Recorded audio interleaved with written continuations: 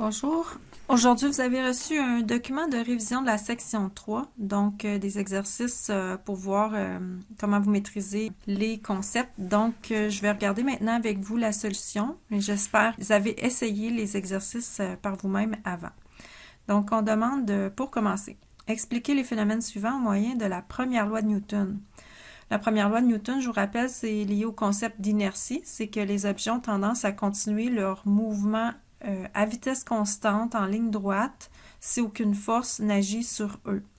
Ça inclut aussi le cas où un objet, s'il ne bouge pas, ben, sa tendance est de continuer à ne pas bouger tant et aussi longtemps qu'il n'y a pas de force qui agisse sur l'objet. Donc, on dit, pour enlever la neige sur ses bottes, on frappe ses pieds sur un mur.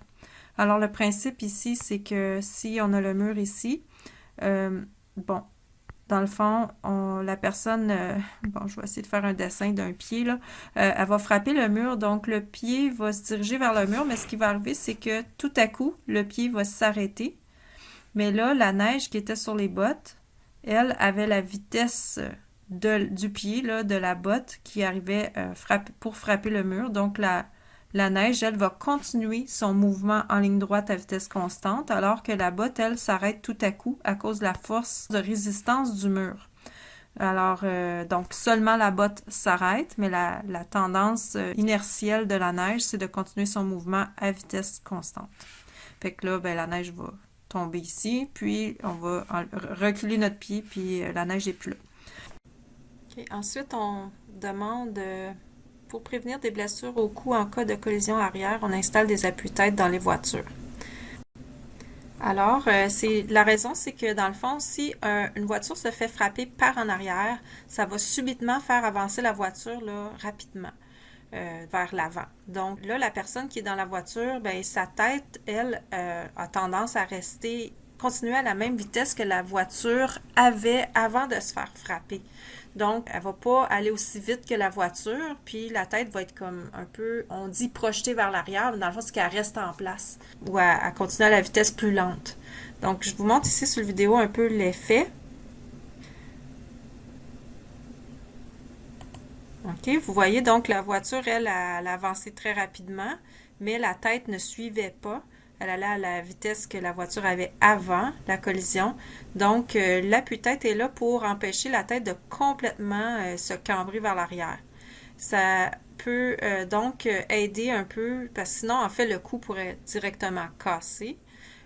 Sinon aussi, c'est que ben, ça va atténuer un peu la blessure qu'on appelle le whiplash ou coup de fouet cervical.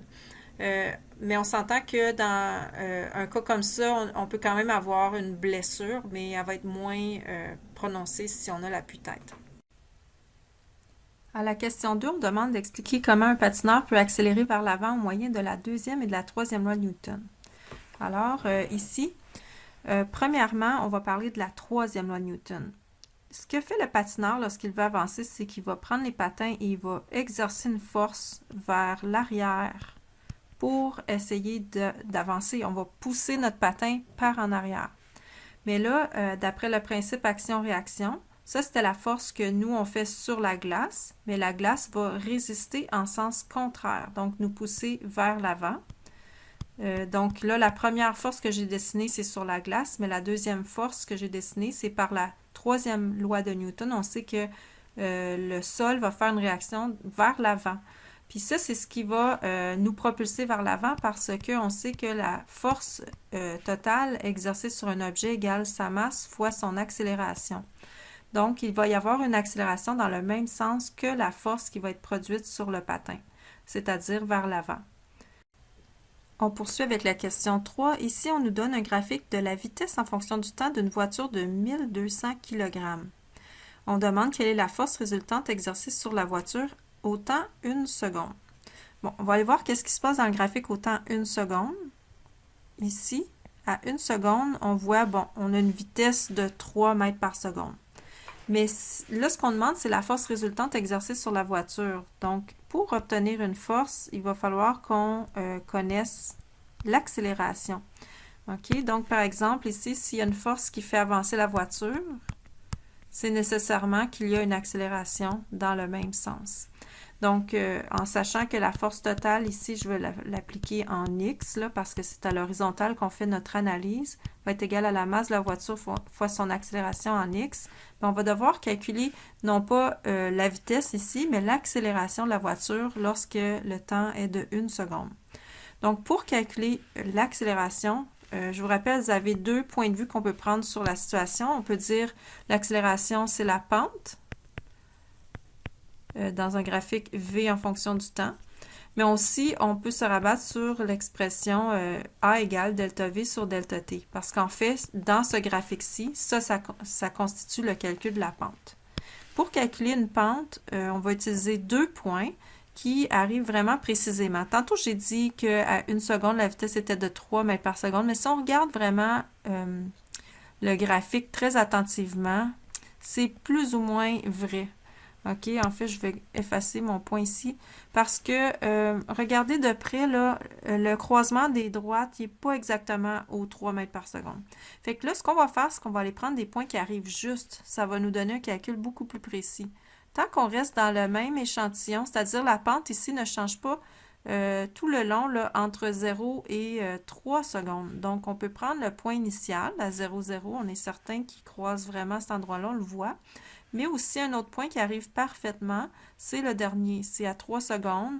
On a une vitesse de 11 mètres par seconde. Donc, je vais effacer le point ici. Là. Vous voyez, ça arrive vraiment au croisement. Donc, ça va être beaucoup plus précis d'utiliser ces valeurs-là. Alors, je fais le calcul. L'accélération, ça va être la vitesse finale moins la vitesse initiale, ou encore on peut dire la valeur y finale moins y initiale sur la valeur en x finale moins x initial. Donc, le temps final moins le temps initial. Alors, la vitesse finale, on le voit que c'était des mètres par seconde. Là, c'est 11 mètres par seconde. Ensuite, je soustrais la vitesse initiale qui était de 0. Et je divise par le temps final, 3 secondes, et moins le temps initial de 0. Donc, on a eu ici un segment de droite qui passait par 0, 0, mais ce n'est pas toujours le cas, là. Donc, il faut vraiment prendre deux points qui arrivent vraiment bien sur nos axes pour calculer la pente de façon adéquate. 11 divisé par 3, ça fait une accélération de 3,67 mètres par seconde carré. À partir de là, bien là, on revient à la deuxième loi de Newton. La force totale ou résultante exercée sur la voiture va être égale à la masse de la voiture 1200 kg fois l'accélération que la force lui procure, 3,67 mètres par seconde carré. Donc, une force ici de 4400 newtons. Au numéro 4, on a la chanteuse Taylor Swift. On nous donne sa masse de 58 kg puis dans un ascenseur. Fait qu'on demande que vaut la force normale exercée par le plancher de l'ascenseur sur les pieds de Taylor si l'ascenseur est immobile. Ça, c'est la question A. Donc, qu'est-ce qu'on fait dans une situation comme ça? On cherche une des forces. On va faire un diagramme de corps libre sur la personne qu'on analyse ou l'objet qu'on analyse. Ici, c'est sur Taylor. Donc, on va dessiner ici la force gravitationnelle vers le bas. OK? Donc, elle est attirée vers le centre de la Terre. Puis, qu'est-ce qui fait qu'elle ne tombe pas? C'est qu'elle est sur un plancher. Le plancher de l'ascenseur ici exerce une force normale sur elle. Donc, dans quelle direction? C'est pour équilibrer sa force gravitationnelle. Le plancher fait une force normale, donc de résistance en sens contraire. Donc, pour le calcul de la force normale en A, ça reste relativement simple, c'est-à-dire ici, on a une situation où il n'y a pas d'accélération. Si je regarde la force totale en Y, c'est égal à la masse fois l'accélération dans la direction Y, mais là, l'accélération en Y, il n'y en a pas pour l'instant. Donc, la force totale doit être égale à 0, ce qui fait que là, je vais y aller simplement avec les signes. Vous voyez, nos forces sont le long de l'axe. OK? Ils sont soit vers le bas ou vers le haut, ce qui est parallèle à Y. Dans ce temps-là, on n'est pas obligé de prendre nos angles pour calculer les composantes. Ce qu'on fait, c'est qu'on compare au sens de l'axe. Donc ici, pour la force normale, ce serait positif. OK? Si on avait fait un calcul avec l'angle, on aurait utilisé sin de 90 degrés. Mais là, c'est pas nécessaire. Donc, on voit que c'est positif, alors que la force gravitationnelle, elle, c'est négatif, parce que c'est le sens des Y négatifs. Et c'est tout ce qu'on a comme force, donc le total doit donner 0. Là, la force gravitationnelle, ben, je ne l'ai pas encore calculée, on va le faire. Force gravitationnelle, bon, sur un ascenseur, on suppose sur la Terre, donc on fait 58 kg sa masse, fois le 9,8. Ça donne 568,4 newtons. Bien, si on met ça dans notre équation, c'est-à-dire on a Fn moins 568,4 égale 0. Alors, on en déduit que la force normale dans ces circonstances-là, ça va être 568,4 newtons. Est égale au poids dans cette situation-là où l'ascenseur n'accélère pas. Maintenant, en B, ça sera différent. L'ascenseur ici subit une accélération de 1 mètre par seconde carré vers le haut. Alors là, ce qui va changer, c'est une partie de l'équation. Okay? Vous voyez, on avait dit que l'accélération était 0 en A. Bien là, cette fois, ce n'est pas le cas. On va dire force totale en Y égale la masse fois l'accélération en Y. Donc ça, ici, on ne dit pas égal à 0. Côté gauche de l'équation va rester identique. C'est les mêmes forces qui sont en jeu dans les mêmes directions. Donc, on va réécrire la même équation, là, plus Fn moins Fg égale m fois A en Y. Donc, là, faites pas l'erreur de dire que la force normale, c'est 568,4. On cherche la force normale ici, c'est notre inconnu. OK? C'est, dans le fond, c'est un type de force, la normale, qui va s'adapter. Le plancher va offrir la résistance qui est nécessaire selon la situation. Donc ici, on laisse Fn sous forme de symbole. Par contre, la force gravitationnelle, elle, ne change pas, qu'elle soit en train d'accélérer ou pas, assise sur un divan, n'importe quoi. La force gravitationnelle de la personne, c'est sur la Terre, c'est la même valeur. Donc ici, 568,4 dans le cas de Taylor Swift. Puis là, c'est égal à sa masse. Donc, on fait l'analyse sur elle, donc on prend sa masse à elle. Puis, on prend une accélération multipliée par une accélération de 1 mètre par seconde vers le haut. Encore ici, je vais aller comparer pour l'accélération juste avec l'axe Y. L'accélération est dans le même sens que l'axe Y, fait que c'est une valeur positive de 1 mètre par seconde. C'est important de vérifier ça parce que ça aurait très bien pu être une accélération vers le bas. En fait, c'est ce qu'on va faire en C. OK? Donc, on y va avec notre calcul ici. Fn moins 568,4 égale 58. Donc, j'isole la force normale.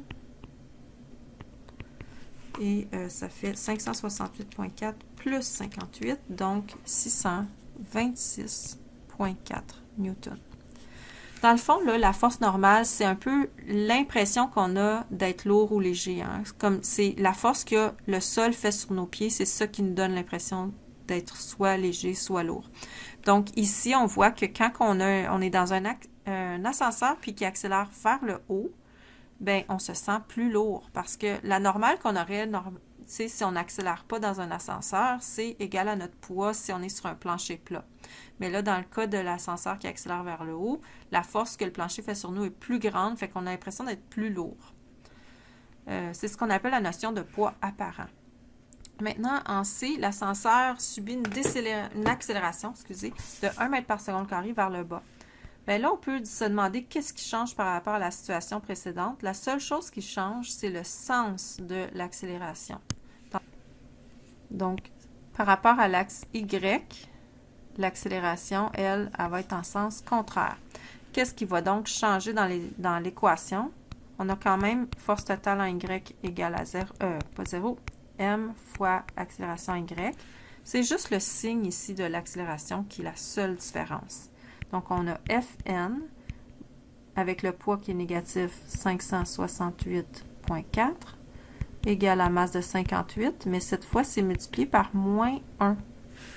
Donc là, ça va changer la réponse. On va avoir Fn égale 568,4 moins 58.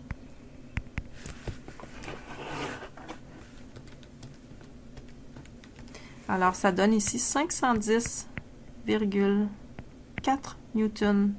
Donc, cette fois, quand l'ascenseur accélère par en bas, la personne se sent plus légère parce que son poids normal sur un sol horizontal, pas d'accélération, c'est 568, mais là, c'est moins, c'est 510. Dernière question. L'ascenseur se déplace vers le haut à vitesse constante de 5 mètres par seconde.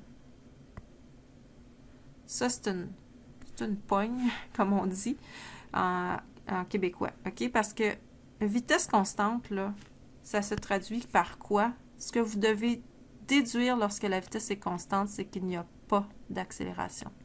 Même si ça bouge, ça n'accélère pas. Mais ce qui fait un impact sur les forces, c'est les accélérations. Donc là, ça revient à la situation A. OK? Donc, je vais l'écrire ici. C'est comme en A. C'est-à-dire, si je fais la force totale en Y, c'est égal à la masse fois l'accélération en Y. Mais là, on nous dit qu'il n'y a pas d'accélération. La vitesse est constante. Donc, la force totale en Y est donc égale à 0. Puis, on a toujours les mêmes forces en jeu. Donc, force normale moins force gravitationnelle. La normale, c'est positif, c'est vers le haut. Force gravitationnelle, c'est vers le bas, c'est négatif. Ça donne 0. Donc, la force normale est égale au poids lorsque l'ascenseur va à vitesse constante. Et le poids était de 568,4 newtons. Bon, à la question 5, on a Maurice et Roger qui poussent sur une caisse de 100 kg. Puis il n'y a pas de frottement entre la caisse et le plancher. On dit que Maurice fait une force vers la droite de 700 newtons et la caisse subit une accélération de 0,5 mètres par seconde carré vers la droite. Donc ici, il y a des inconnus. T'sais, on connaît la force que Maurice fait. On ne sait pas quelle force Roger fait. Il est possible que Roger fasse une force nulle, mais il est possible aussi qu'il y ait une autre valeur. On sait qu'en tout cas, Maurice l'emporte parce que la caisse va accélérer vers la droite. Donc, certainement que la force de Maurice est plus grande que celle de Roger, vu que il n'y a pas de frottement au niveau du sol pour agir horizontalement à part ces forces-là. Donc, si on garde ça en tête, on demande la force que la caisse exerce sur Maurice. OK. Est-ce qu'elle est plus grande que la force que Maurice exerce sur la caisse? Ou égale à la force que Maurice exerce sur la caisse ou plus petite que cette force que Maurice fait sur la caisse. Ça, c'est en lien avec la troisième loi de Newton. Si Maurice pousse avec 700 newtons la caisse, il est certain que la caisse va résister avec 700 newtons sur Maurice. Donc, c'est le principe action-réaction. On n'a pas d'autres valeurs à considérer ici. Ça ne dérange pas du tout s'il y a du mouvement ou s'il n'y en a pas, ou si ça accélère ou si ça va à vitesse constante. Ça ne changerait pas la réponse. OK? Donc, elle est égale, la force que la caisse fait sur Maurice, égale à la force que Maurice fait sur la caisse. Ensuite, on dit la force que Roger exerce sur la caisse. Est-ce qu'elle est plus grande que la force que Maurice exerce sur la caisse ou égale à la force que Maurice exerce sur la caisse ou plus petite que la force que Maurice exerce sur la caisse? Alors, j'en ai parlé un petit peu. En fait, ici, c'est que si Maurice fait une force de 700 newtons vers la droite, puis on sait que l'accélération est de 0,5 mètres par seconde carré vers la droite, ça veut dire que, oui, Roger fait probablement une force vers la gauche, mais logiquement, cette force-là faite par Roger devrait être plus petite que le 700 newtons fait par Maurice. La raison est que, comme j'ai dit, vu qu'il n'y a pas d'autres forces horizontales, mais il faut que la force vers la droite soit plus grande que celle vers la gauche pour qu'il reste une résultante vers la droite qui cause l'accélération. Parce que je vous rappelle que la force totale, si on regarde à l'horizontale, donc en X, c'est égal à la masse fois l'accélération. Donc, il faut que la force totale soit quelque chose vers la droite. Donc, on revoit la question, là, la force que Roger fait sur la caisse, bien, on en a déduit qu'elle est plus petite que la force que Maurice fait sur la caisse. Là, on demande après calculer la grandeur de la force que Roger exerce sur la caisse. Fait que là, je vais faire le diagramme de corps libre sur la caisse. Donc, on va mettre toutes les forces qui sont présentes. Donc, on a la force gravitationnelle. La caisse, ici, est attirée vers le centre de la Terre. On a la force normale du plancher qui fait que le plancher n'est pas défoncé, la caisse ne va pas tomber.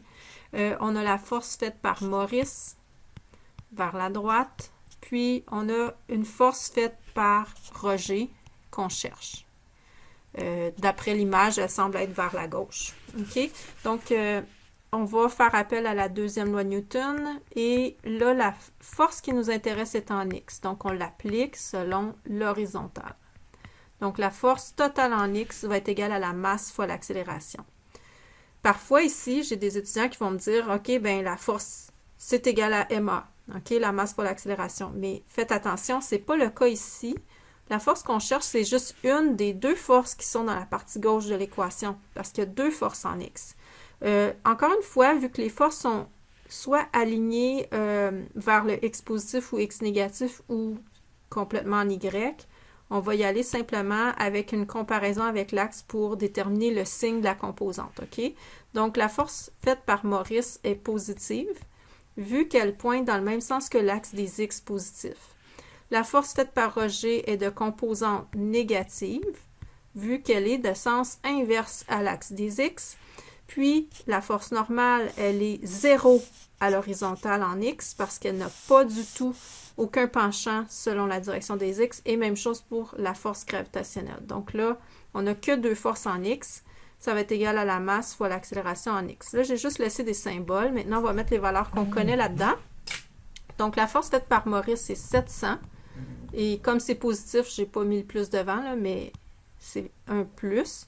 Donc, après ça, on a une composante négative pour la force faite par Roger, mais elle est inconnue. Donc, on laisse le symbole.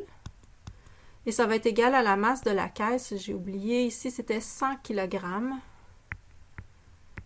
OK. Et fois l'accélération. Là aussi, il faut vérifier le signe. L'accélération est vers la droite, ce qui fait une composante X positive. Donc, on multiplie par plus 0,5. Et là, on a notre équation pour isoler la force faite par Roger. Donc, j'ai ici 700 moins F Roger égale 50. OK, si on avait juste fait force égale MA, on aurait trouvé une force de 50. Mais c'est pas ça la force de Roger. Là, on va le voir. Quand on isole la force faite par Roger, bien, dans le fond, il suffit de... Moi, je vais envoyer ma force faite par Roger à droite. Elle va devenir positive, mais le 50, lui, je vais l'envoyer à gauche et il va être soustrait. Donc, 700 moins 50, ça fait 650 newtons. OK? Et on demandait seulement la grandeur de cette force-là, donc on n'a pas besoin ici de préciser la direction. Donc, voilà pour la question 5. Pour la question 6, c'est un thème qui a été retiré là, pour cette session, étant donné qu'on a moins de semaines de cours. Donc, on ne va pas le faire. On va passer à la question 7. Alors, ici, on a deux forces qui sont données et on demande la grandeur et l'orientation de la résultante des deux forces. Donc, ici, on a la grandeur des forces qui est donnée, puis là, l'orientation, on la voit sur le schéma. Cependant, les angles qui sont fournis, ce n'est pas vraiment l'orientation qu'on va utiliser dans les calculs. Je vous rappelle que pour les calculs, il faut qu'on prenne une orientation dans notre équation là, qui part de l'axe des X, tourne dans le sens antihoraire jusqu'au vecteur. Donc, pour la force F1, je viens de le montrer ici, on voit qu'il s'agit de 180 degrés auquel on enlève 30 degrés. Donc, ça va faire une orientation pour le vecteur 1 de 150 degrés. Maintenant, pour la force 2, là, on va faire 90 plus 90 plus 90 plus 25. OK? Donc, 270 plus 25 degrés, ce qui fait une orientation pour le vecteur 2 de 295 degrés. Donc, ça, c'est la première étape, toujours corriger les angles pour qu'ils soient des orientations qui sont conventionnelles, qu'on puisse utiliser dans nos équations. Parce que pour trouver la résultante de deux forces, c'est la somme en fait, on veut additionner deux vecteurs, mais ici, ils ne sont pas alignés, donc on n'a pas le choix, il faut le faire par composante. Alors, on va commencer par calculer les composantes des deux vecteurs. Prenons la force 1, sa composante en X. Alors, ça va être la grandeur du vecteur fois le cosinus. Wow. Qu'est-ce que je viens de faire là?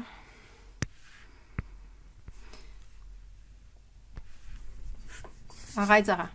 Ça va être la grandeur du vecteur fois le cosinus de son orientation, qui est de 150 degrés. Donc, 5 cos de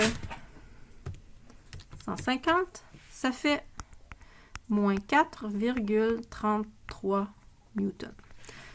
Maintenant, on va aller chercher la valeur composante Y, voyons, pour le 1, excusez.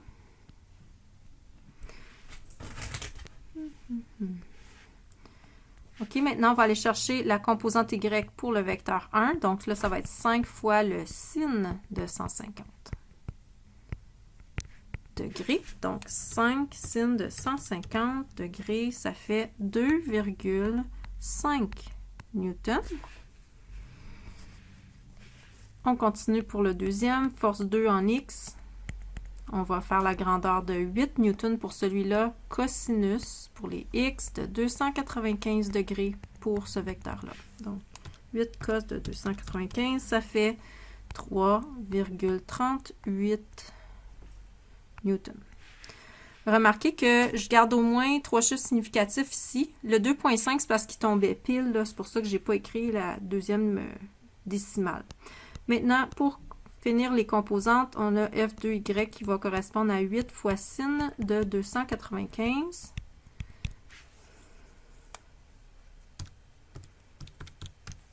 Ce qui donne moins 7,25 newtons. Alors, la résultante, c'est la somme. OK? Donc là, ce qu'on va faire, c'est qu'on va faire force totale en X. Bien, ça va être la F1X plus F2X. OK? On met tous les X ensemble. Je n'écrirai pas les chiffres, là. Je vais juste le pitonner. Alors, j'ai moins 4,33 plus 3,38. Donc, mes deux X additionnés ensemble, j'obtiens un total de moins 0,95 newton. Une composante négative pour les X. La force totale en Y, même chose, on fait F2Y, non, voyons, F1Y plus F2Y, en tout cas, d'habitude, je les garde dans l'ordre. Alors, on va avoir 2,5 plus moins 7,25, ce qui fait soustrait le 7,25. Donc, moins 4,75 newton.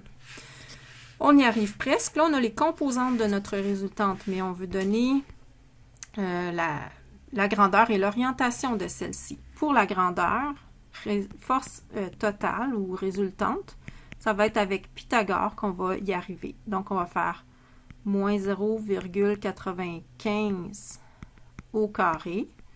Donc, c'est la valeur incluant le moins qui est au carré. Si vous tapez le moins dans la calculatrice, ça va être important de mettre une parenthèse. Mais moi, techniquement, là, je vais juste taper 0,95 au carré sur ma calculatrice puisque ça donne la même chose que moins 0,95. OK? Donc, moins 4,75 aussi au carré. Puis là, on fait la racine carrée. Donc, je vais pitonner ça.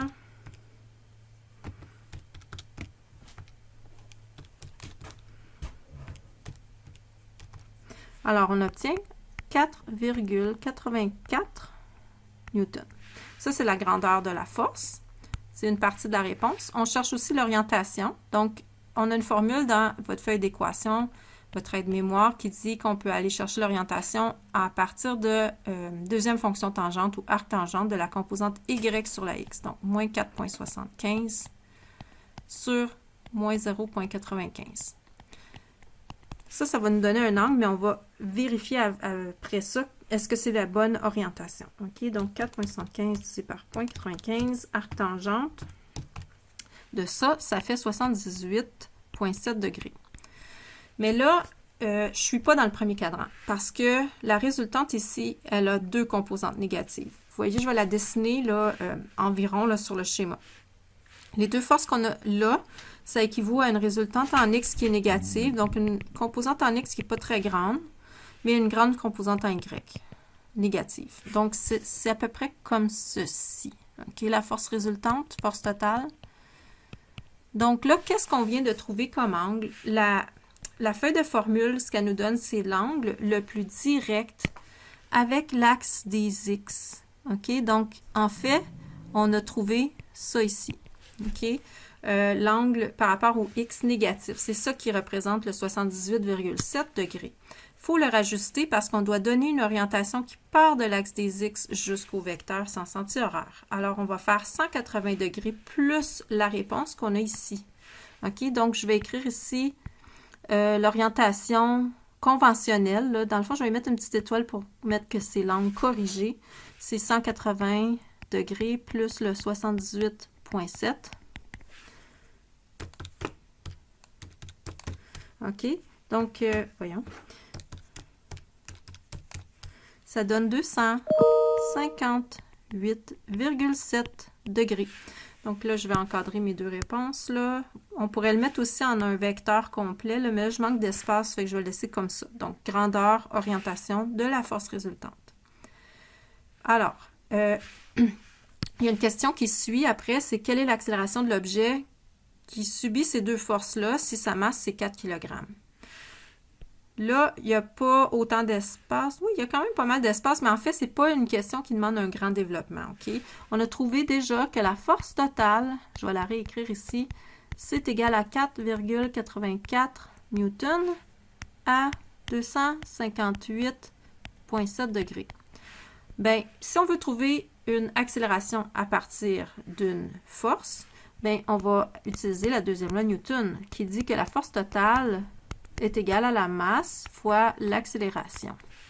Vous voyez ici, je l'écris sous la forme vectorielle, OK? Il y a un vecteur, ici un signe de vecteur au-dessus de la force et de l'accélération. Le fait qu'ils sont juste reliés par une valeur qui n'est pas un vecteur, la masse, bien, ça indique qu'ils ont la même direction. OK? Donc, l'accélération va être dans la même direction que la force totale. C'est quand même logique. OK? Fait que ça, notre réponse, ça va être, l'orientation, ça va être le 258,7. On n'a pas à la modifier. Maintenant, pour ce qui est de l'accélération, là, on va regarder juste en termes des valeurs numériques. Là. La force totale, on a obtenu 4,84 newtons. Oups, 84. Puis là, ça va être égal à la masse, on dit 4 kg, fois l'accélération. Donc là, dans le fond, si ma résultante là, est à 258 degrés, là, ça c'est ma force totale, bien là, je travaille dans cette direction-là. Là, je veux trouver l'accélération qui va pointer dans la même direction. Fait que c'est pour ça que, vu que j'ai déjà ma force toute au complet calculée, je peux me permettre de ne pas la reséparer en composantes. Là. OK? Fait que là, je trouve la grandeur de l'accélération qui est 4,84 divisé par 4, ce qui fait 1,21 mètres par seconde carré. Donc, juste pour clarifier la réponse, puisque là, j'avais comme écrit en mots là, la direction, on pourrait dire que l'accélération de l'objet serait égale, le vecteur, là, à 1,21 mètres par seconde carré à l'orientation 258,7 degrés.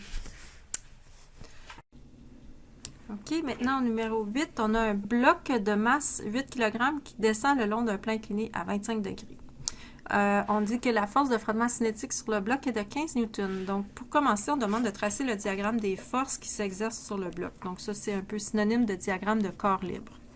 Alors, première chose, je vous rappelle que la force gravitationnelle reste toujours vers le bas. Elle ne tourne pas avec un bloc qui s'incline. OK, donc force gravitationnelle comme ceci. Ensuite, on a assurément une force normale parce que sinon le bloc transpercerait la surface. La force normale se doit d'être perpendiculaire à la surface et de façon à empêcher le bloc de la traverser la surface. Donc ici, comme ceci, force normale. Alors là, si le plancher était complètement glissant, ce serait tout. Mais là, on indique qu'il y a une force de frottement cinétique. Donc, le bloc est en train de glisser en descendant. La force de frottement est toujours une force qui est parallèle à la surface puis qui va aller en sens contraire du glissement. Donc, ici, elle va aller comme ceci. Parallèle à la surface. OK. Maintenant, je vais aller retranscrire mes trois forces dans mon plan cartésien. Ça va aider un petit peu pour le calcul des orientations.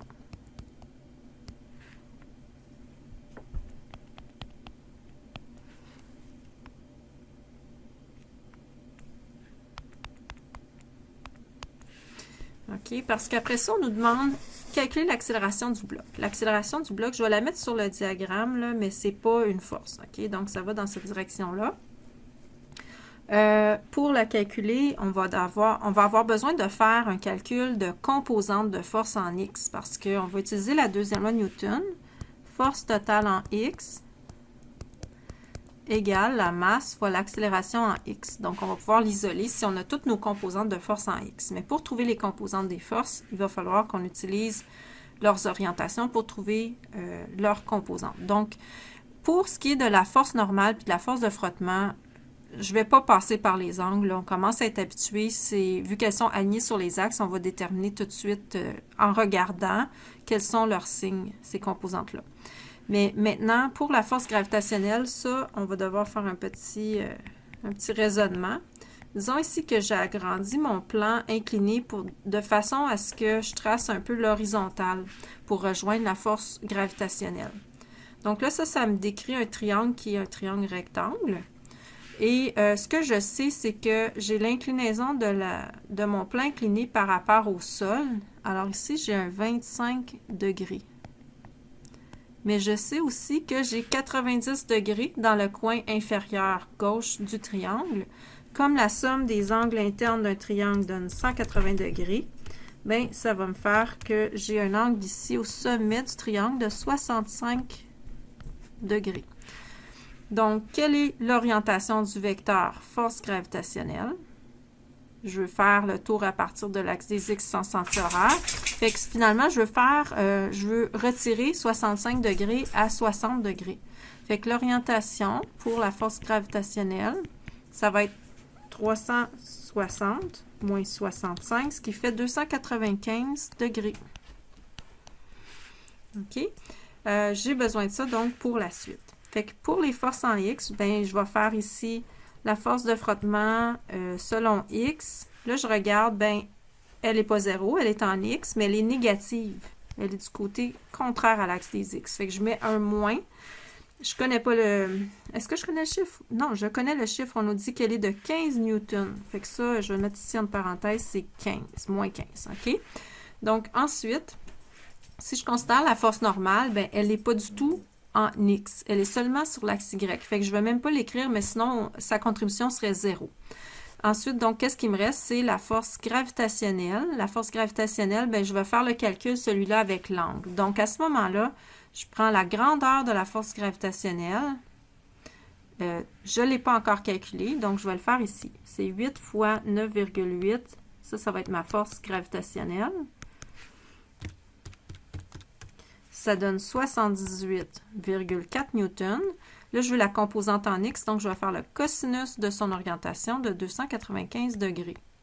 Donc, j'ai fait le tour des trois forces. Maintenant, ça va être égal à la masse de 8 kg pour le bloc fois l'accélération, sa composante en X. Puis, là, je vais pouvoir isoler. Donc, j'ai moins 15. Puis après ça, je calcule 78,4 fois le cos de 295. Ça me donne plus 33,13. Ça, c'est égal à 8 fois A. Disons, ici aussi, remarquez que l'accélération, ben, je vais trouver la composante en X, en fait. Je devrais écrire AX, OK? Mais si c'est positif, ça veut dire que c'est dans la direction de l'axe des X vers le bas du plan incliné. Fait que ça me donne 33,13 moins 15. Et voilà, j'obtiens la force totale en X. Ça me donne 18,13. C'est pas encore ma réponse. Ça, c'est égal à 8 fois ma réponse. Donc, je divise par 8. Et là, j'obtiens que l'accélération en X est de valeur 2,27 mètres par seconde carré. Donc, c'est positif. Puis, donc, ça m'indique que c'est vers le bas du plan incliné, ce qui était prévu. Maintenant, prochaine question. On demande de calculer la force normale qui agit sur le bloc. OK? Donc, ici, je vais juste reproduire le diagramme ici des forces, là.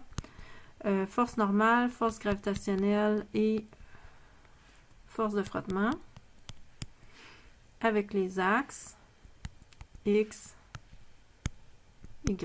Ce que je cherche présentement, c'est la force, ben, c'est une force qui est en Y. Donc, je vais aller travailler avec la deuxième loi de Newton en Y. Donc, la force totale en Y va être égale à la masse fois l'accélération en Y. Mais là, mon bloc, il ne glisse pas en Y, il glisse seulement en X. Son mouvement est seulement de translation en X, mais au niveau de l'axe des Y, il ne va pas changer de position. Il reste toujours à l'origine du Y en descendant. Donc, il ne se met pas à léviter là, ou à passer à travers la surface. Fait que finalement, mon accélération en Y est 0. Okay? Donc, j'ai stabilité là, au niveau de les composantes Y. Fait que là, je cherche la force normale. Je sais quand même que la force normale est de composante positive. Fait que je vais écrire un plus devant sa grandeur, mais la grandeur est inconnue. Ensuite, la force de frottement, elle, vous voyez, elle est seulement en X, donc elle n'est pas présente du tout selon la direction Y. Fait que c'est soit qu'on met plus 0 ou on ne l'écrit pas. Puis là, il reste plus la force gravitationnelle. J'avais calculé tantôt, c'était une valeur de 78,4. Mais là, je veux la composante en Y. Je vais faire sin de son orientation de 295 degrés. Mais là, cette fois, ça donne 0 parce qu'en Y, il n'y a pas d'accélération. Alors, je peux isoler tout de suite la grandeur de la force normale. Ça me donne 78,4. Sin de 295. Ce calcul-là me donne une valeur négative, mais là, je vais la porter de l'autre côté pour isoler, donc ça va devenir un positif. La grandeur d'une force devrait toujours être une valeur positive. Fait que ça marche ici. J'ai 71,1 newton. OK? Ensuite, au numéro 9, on a Jules et Thérèse qui ont attaché des cordes à une pierre pour tenter de la déplacer. Là, on nous donne la force que chacun fait. On dit, pour rigoler, Roger tire sur une troisième corde, on devrait dire, là, pour essayer d'annuler les forces 1 et 2. Alors, la force de Roger, on peut comprendre qu'elle est l'équilibrante des forces 1 et 2 parce qu'elle les annule.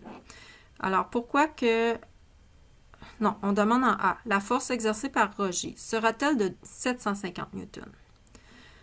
Bon, 750 newtons, il vient du fait qu'on a juste considéré si la grandeur des forces faites par Jules et Thérèse, 250 et 500 newtons, si on les combinait, ça pourrait faire 750. Mais ça, ce serait s'ils étaient dans la même direction, les deux forces.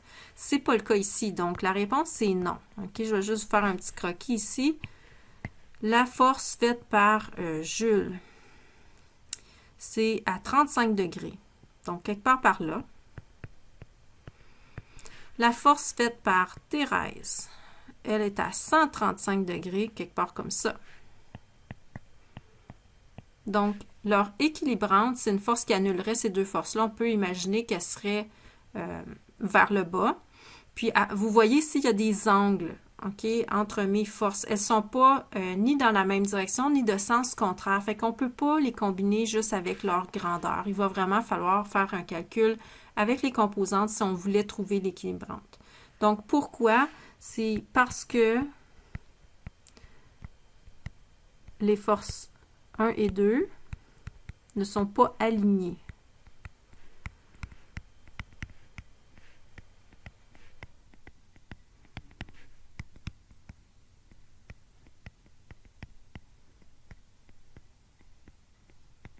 OK? Maintenant, lequel des schémas ci-dessous montre la façon correcte de déterminer la force 3 exercée par Roger, donc l'équilibrante des forces 1 et 2? Alors, le rôle d'une équilibrante, c'est de rendre la somme des forces nulle. Donc, si on fait un schéma, il faut que notre schéma revienne à 0, au point de départ. OK? Fait que si on prend par exemple le schéma 1, on a la force 1 faite par Jules à 35 degrés. Ensuite, on ajoute la force 2 au bout de la 1, donc ça l'additionne à 135 degrés. Puis là, on a la force 3 qui est ajoutée puis qui revient à 0. Bien, ça, c'est la bonne réponse. OK? Les autres ne seraient pas des bonnes réponses parce que, bien, vous voyez premièrement que ce n'est pas une somme de 3 forces. Comme le deuxième schéma, on fait la 1, mais après ça, la 2, elle ne commence pas au début de la 1. Donc, ce n'est pas une somme. Le schéma C, on a une somme de F1 puis F3. Mais bon, ça ne concorde pas avec ce qu'on... Parce que le F2 n'est pas additionné non plus. Puis, dans le quatrième cas, excusez, lui pourrait vous mélanger. C'est que ce qu'on a tracé dans la quatrième situation, c'est pas une situation où la F3 est équilibrante. Ça serait F3 la résultante. C'est-à-dire, on fait F1 plus F2, puis là, on part de l'origine, puis on rejoint le bout de l'équation pour obtenir le résultat de la somme. Donc, ça ne représente pas ici l'équilibrante, le F3. OK?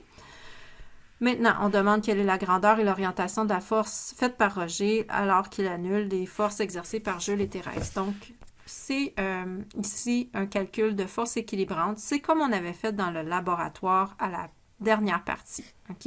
On va prendre nos deux forces, puis on va calculer leurs composantes.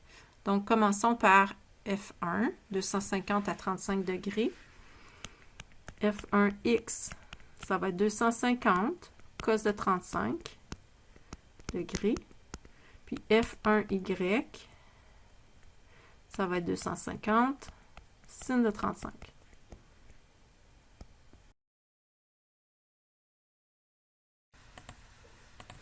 OK, je dois réenregistrer. Là, il y a une partie qui n'avait pas de son, donc c'est déjà tout écrit, mais je vais y aller avec vous là, quand même pour expliquer. Alors, on a calculé la force 1, sa composante Y, ça l'a donné 143,4 newtons. On a répété des calculs similaires pour trouver les composantes X et Y de la force 2, avec l'orientation de 135 degrés qui est donnée, puis la grandeur de la force 500. Donc, voici ce que ça donne, moins 353,6 pour les X et 353,6 pour les Y. Donc là, ce qu'on veut trouver, c'est une équilibrante. Alors, il faut que la somme des trois forces donne 0. On doit séparer le calcul selon X et Y. Donc, à gauche, ici, j'ai fait selon les X. La somme des trois composantes X donnerait 0, avec la troisième composante qui est inconnue. Donc, j'ai additionné ici mes deux composantes. Ensemble, les deux premières, ça faisait moins 148,8 newtons. Mais là, je dois l'envoyer de l'autre côté de l'égalité pour isoler la composante X de la 3. Puis là, ça me donne positif, 148,8 newtons. On fait la même chose pour les Y. Donc, j'avais 143,4 newtons plus 353,6 newtons plus F3Y égale 0. Ce qui fait 497 newtons plus F3Y qui est égal à 0. Ou encore, F3Y correspond à moins 497 newtons. Donc, on obtient ensuite la grandeur de la force en faisant la racine carrée de la somme des carrés de leurs composantes. Je n'ai pas écrit ici le moins pour le 497, simplement parce qu'en le mettant au carré, de toute façon, ça disparaît. On obtient comme grandeur de force F3 équilibrante 518,8 newtons. On va chercher ensuite l'angle pour la force. Donc, on fait la arc-tangente de moins 497 sur 148,8, donc la composante Y sur la X. Ça donne un angle de moins 73,3 degrés. Cet angle-là doit être corrigé parce que si on retourne à nos composantes, on n'a pas des composantes du premier cadran, il y a la composante en Y qui est négative. La composante en X est positive, donc ça m'indique que c'est un cadran à droite, mais la Y qui est négative, ça veut dire que c'est le cadran en dessous. Donc, l'orientation de ma force équilibrante, ça va donc être 360 moins 73,3 et ça me donne 287 degrés. Après, on demande si il veut se faire pardonner, Roger décide de remplacer Jules et Thérèse. Maintenant, il veut remplacer les deux forces F1 et F2. Donc, il veut faire une force qui équivaut à la somme de F1 et F2. Il veut faire comme une force résultante de F1 et F2. Fait que quel schéma représenterait cette situation? On en a discuté précédemment, c'est le D. Parce que dans le schéma D, on a la somme de la force F1 plus F2, puis là, on trace la résultante parce qu'on part du début à la fin de la somme. Donc, c'est bien ça. Et là, je vais vous faire remarquer que le schéma A, c'était l'équilibrante, puis le D, c'est la résultante. Voyez-vous qu'elles sont exactement de même grandeur, ces deux forces-là. C'est juste que leurs orientations sont inversées. Parce qu'après ça, la question suivante, c'est quelle est la grandeur et l'orientation de la force faite par Roger lorsqu'il remplace à lui seul les forces exercées par Jules et Thérèse, donc quand il faisait la résultante maintenant. Là, il serait vraiment long puis pas efficace, surtout dans une situation d'examen où le temps est limité, de recommencer les calculs pour trouver la résultante. Parce qu'un coup qu'on a une des deux, on peut facilement juste inverser le sens du vecteur pour trouver l'autre. Autrement dit, on a déjà trouvé l'équilibrante, sa grandeur qui était 518,8 newtons. Donc, la force résultante va être de même grandeur. L'orientation va changer par contre. Tantôt pour l'équilibrante, on avait trouvé 73,3 degrés dans le quatrième cadran comme ça. Mais là, la force résultante est de sens inverse. Fait que vous voyez ici, ça fait des angles opposés par le sommet par symétrie. Donc, finalement, l'orientation de la force résultante serait de 180 moins le 73 degrés. Donc, ça donne 106,7 degrés. Pour terminer, il y a une dernière question qui concerne la loi de la gravitation universelle. Parce qu'ici, on donne la masse de 2 astéroïdes, mais ils ne sont pas proches de la Terre. Là, donc, on ne peut pas utiliser le 9,8 ici. On nous donne aussi la distance qui les sépare de 3,59 km. Donc, on demande la grandeur de la force gravitationnelle entre les 2 astéroïdes. Alors, voici l'équation pour la force gravitationnelle universelle. Je vous rappelle que si vous avez besoin de la constante G, je vais la fournir à l'examen. Ici, donc, on fait notre constante, 6,67 fois 10 à la moins 11. Ensuite, fois les 2 masses, donc en kilogrammes, 84 500 et 657. Puis, on doit diviser par la distance qui les sépare, mais attention, ici, ça doit être en mètres, puis on doit le mettre au carré. Fait qu'en mètres, ici, je fais la transformation à droite, là, c'est 3,59 km, bien, c'est fois 1000, hein, parce qu'il y a 1000 mètres dans chaque kilomètre. Donc, ici, 3590 mètres au carré au dénominateur. On fait le calcul. On obtient une toute petite force, OK, donc de 2,87 fois 10 à la moins 10 newtons.